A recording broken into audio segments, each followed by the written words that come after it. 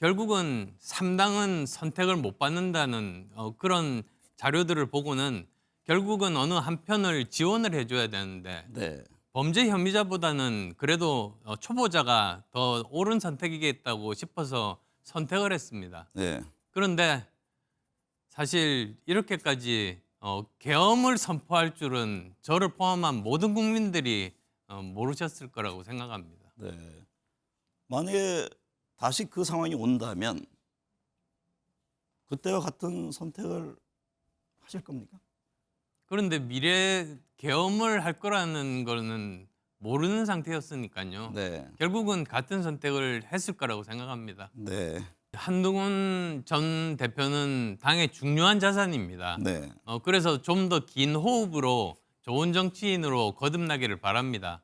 그런데 이제 국민들께서는 이번 대선 같은 경우는 제2의 검사 정권을 만들고 싶어 하지는 않으실 거라고 그렇게 생각합니다. 네. 뭐 그런 뜻에서 좀 더 길게 보셨으면 하는 바람이 있습니다. 네.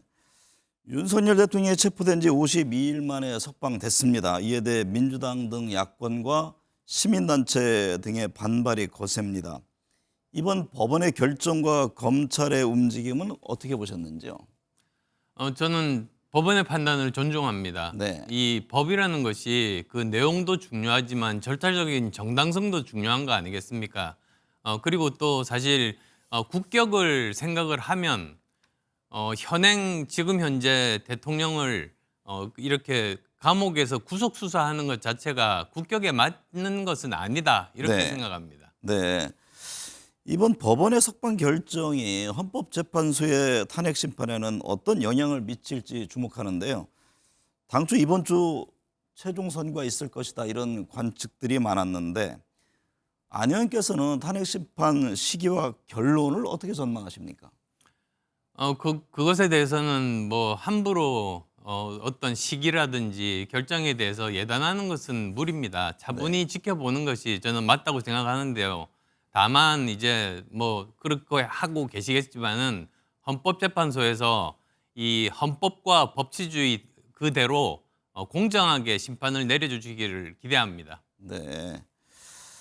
보수 정권에서 탄핵 정국이 이어지고 있습니다. 이 같은 일이 반복되는 이유는 뭐라고 보세요?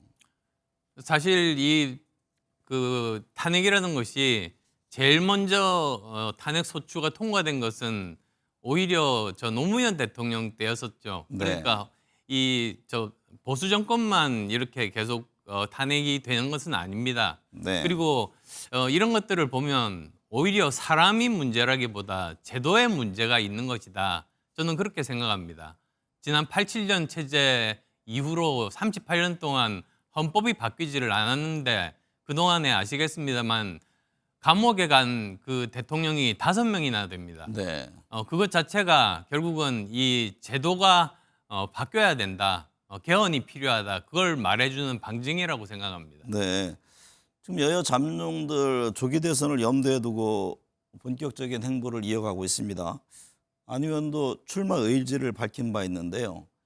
이길 수 있는 후보는 나다. 나를 중심으로 뭉쳐야 한다고 강조했습니다. 중도 확장론에 대한 점을 염두에 둔 것으로 보이는데요. 안 의원만의 경쟁력은 어떤 겁니까? 이번 선거야말로 제가 지금까지 처음 보는 선거입니다. 네. 무슨 뜻이냐면 양쪽 진영이 꽉 뭉쳐서 어떤 후보가 양쪽에서 나오든 똑같은 표를 받는 그런 선거가 될 겁니다. 네. 이 말은 다른 말로 하자면 한 표라도 중도에서 더 가져올 수 있는 쪽이 이길 수 있는 그런 선거다. 이렇게 말씀을 드리는데요. 네. 지난번에 중앙일보와 갤럽에서 여론조사를 했습니다만 거기에서 이재명 대표와 그리고 또 이 여권의 7명의 일종의 후보군에 해당되는 사람들과 1대1로 조사를 했을 때 제가 둘 다 20대, 30대에서 이기고 그중에서도 가장 큰 표차로 이겼었습니다. 네. 그리고 또 바로 사흘 전이죠. 대일리언에서 조사를 했는데 그때는 무당층 2030을 조사를 했는데 김문수 후보하고 저하고 오차 범위 내에서 1, 2위를 다퉜던 그런 것들이 있습니다. 네. 그런 객관적인 데이터를 보고 말씀드리는 겁니다. 네. 조기 대선이 실시될 경우에 이 경선 룰 문제는 어떻게 보는지요? 유승민 전 의원은 지난번 이 자리에서 당연히 검토돼야 한다 그러면서 완전 국민 경선제를 염두에 둔 발언을 하던데요. 완전 그런 그 뭐 국민 경선제라기보다는 오히려 그 국민의 폭을 더 넓혀서 네. 뭐 8대 2라든지 7대 3이라든지 그런 걸로 하는 것이 그래도 당원들의 참여도 좀 더 북돋으면서 여러 가지 좋은 효과가 있지 않을까 생각합니다. 그럼 현재의 경선 룰 자체에 변화의 필요성은 있다 이렇게 보시는 거군요. 네, 그렇습니다. 네. 대선 관련해서 여권 후보 지지율을 보면 김문수 장관이 앞섭니다. 현재 지지율 추세에 많은 변화가 있을 것으로 보시는지 또 아울러 당내 후보 중에서는 어떤 후보가 가장 버거운 상대가 될 것으로 보세요? 아마도 헌법재판소에서 판결이 나게 되면 거기에 따라서 아마 요동치지 싶습니다. 네. 즉, 이 보수층에서 전략적인 선택으로 과연 누가 이재명 대표가 뭐 거의 정해져 있는 셈이니까요. 이재명 대표를 이길 수 있는 후보인가?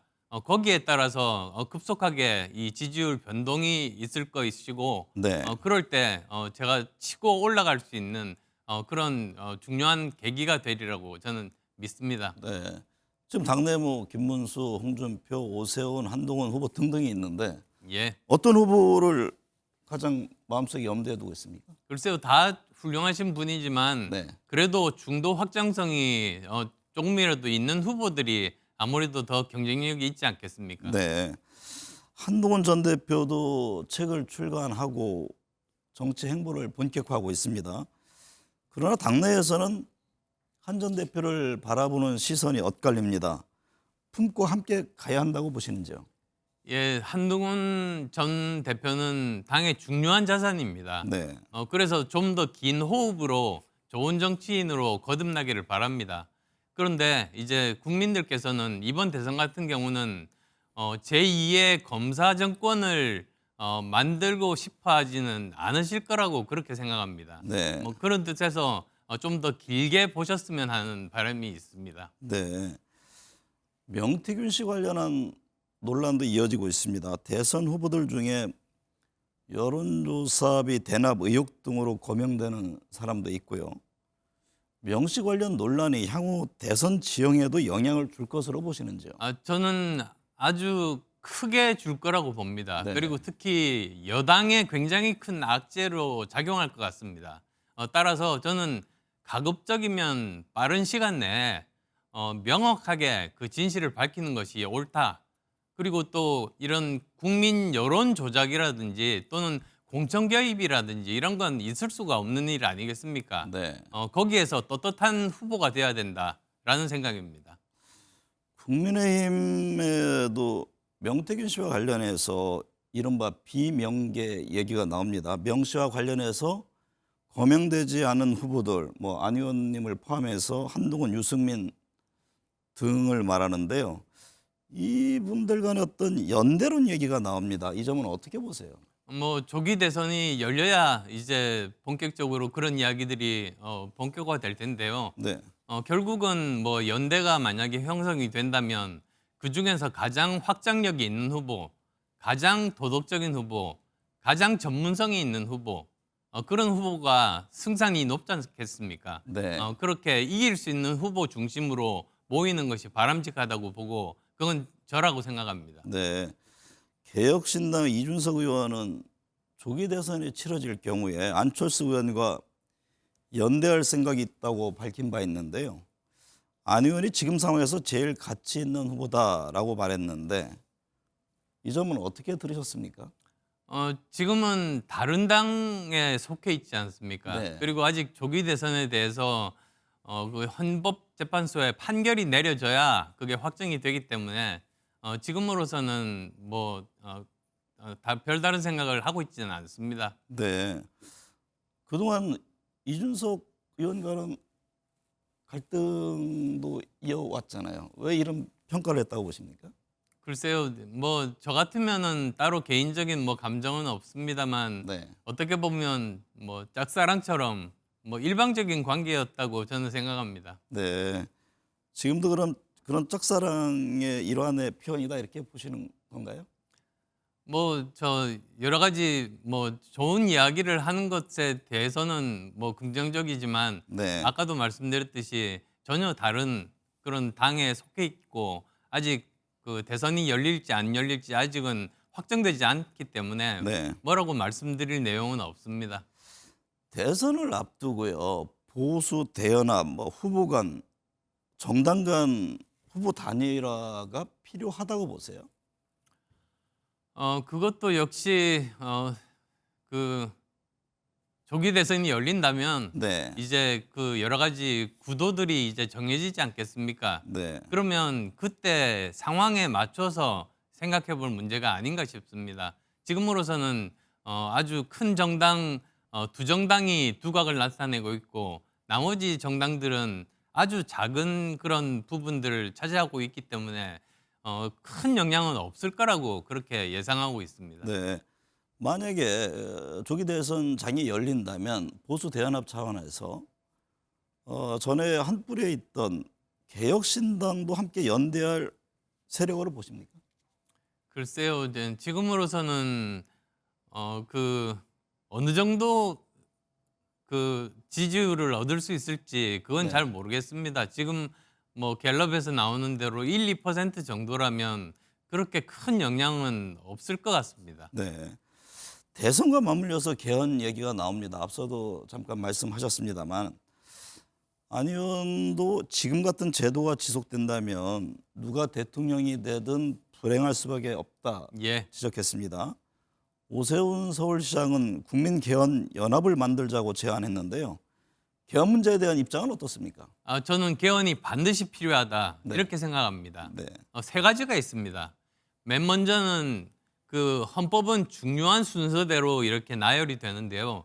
제일 첫 번째가 정치인들이 잘 이야기하지 않는 국민의 기본권에 대한 겁니다. 네. 그래서 거기에서 지금 38년이나 지나서 IT 기술조차 들어가지 있지 않아서 그런 여러 가지 기술 발달에 따른 부분들을 개정을 해야 되고 그다음 또 두 번째로는 국가가 국민에 대해서 이 복지 의무를 좀 더 강화를 시켜야 됩니다. 네. 그다음 또 그 저 세 번째로는 지방 분권을 훨씬 더 강화를 시켜서 지방 정부로 승격을 해서 좀 더 그 균형 발전을 이룰 수 있도록 그렇게 근거를 마련하는 것이 옳다는 생각이 이제 첫 번째고요. 그다음에 또 두 번째는 지금 현재의 제왕적 대통령제 네. 이걸 바꿔야 됩니다. 그래서 대통령과 국회의 권한을 지금보다 훨씬 더 줄이는 쪽으로 권력 축소형으로 가야 네. 된다.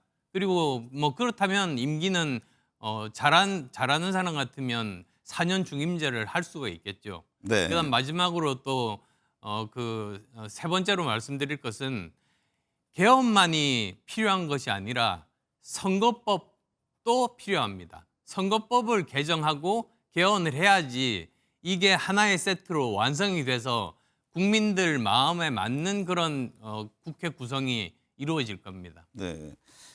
여야 대선 후보 관련 여론조사를 보면 이재명 민주당 대표가 압도적으로 앞섭니다. 조기 대선이 치러질 경우에 대선 구도와 전망은 어떻게 예측하십니까?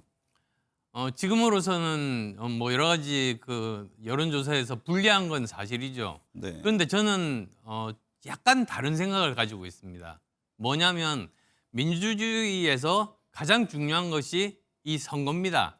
선거는 유권자가 이 후보자들에 대한 모든 정보를 다 알고 그 상황에서 선택하는 것이 맞습니다. 네. 그런데 지금 현재 그 2심과 3심 사이에서 아직도 그 유죄인지 무죄인지 모르는 상태에서 선택을 강요받는다는 건 저는 민주주의 정신에 안 맞다. 네. 그래서 만약에 2심에서 이재명 대표가 유죄가 나오면 스스로 이번 대선에는 출마하지 않겠다고 선언하는 것이 맞다는 생각입니다.